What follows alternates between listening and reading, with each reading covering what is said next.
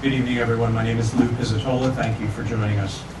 Through his gifts as a writer, Samuel Chip Delany has given readers more than they could ask for, and more often than not, surprised them by giving them not quite what they asked for. His writings are paper-bound, hardcover, and electronic discoveries, spanning the years from the present back to the 1960s. First with works of science fiction and literary criticism, graphic novels, and memoir, and always filled with his unique insights into writing, reading, sexuality, and society. He's won both Hugo and Nebula Awards and the Pilgrim Award for Science Fiction Scholarship, and the William Whitehead Memorial Award for his lifetime contribution to lesbian and gay literature.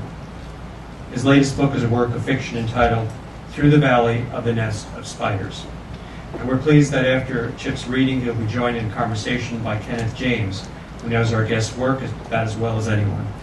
Kenneth first interviewed our special guest as an undergraduate at Cornell in 1987, and he's written introductions to Chip's works. In 1997, he wrote an introduction to a book of essays called Longer View, and later to a book of his selected letters titled 1984. It has been announced Kenneth will edit Samuel R. Delany's collected journals, which will likely run to 5 volumes, so you will be seeing that fairly soon. It's my pleasure to introduce to you Samuel Chip Delany and Kenneth James.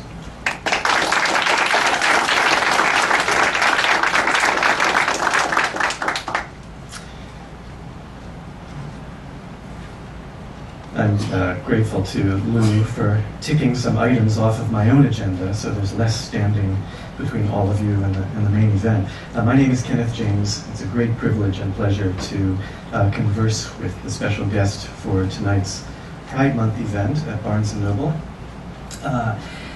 Chip Delany has a career that I liken to the trajectory of a bright celestial object, perhaps a comet, complete with this long, impressive, fuzzy white tail, passing various planets and moons, genres and readerships, and leaving them forever changed by its transit.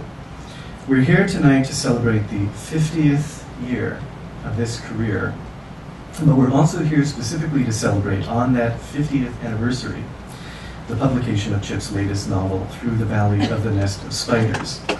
Now, I've studied Chip's work and written about it, and for me, reading this new novel has felt like watching the comet return on its great elliptical trajectory, swooping back through the genres, creating an interplay between the sorts of sexual explorations on which Delany has focused in recent years, recent decades, really, and the speculative work with which he first made his name.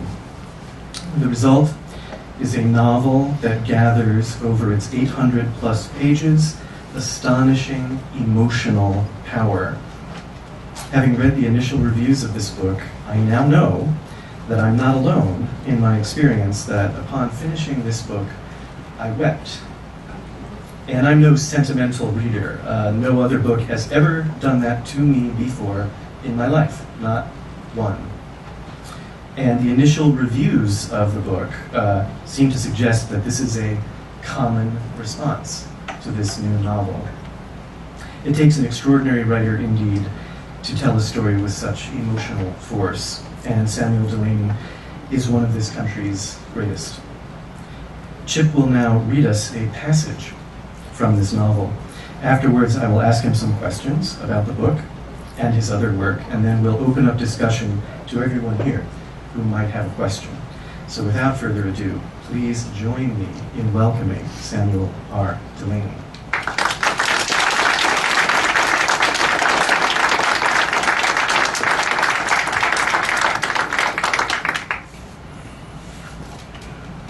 Well, thank you very much, Lou, and thank you very much, Ken. Those were quite extraordinary introductions. I hope I can live up to him.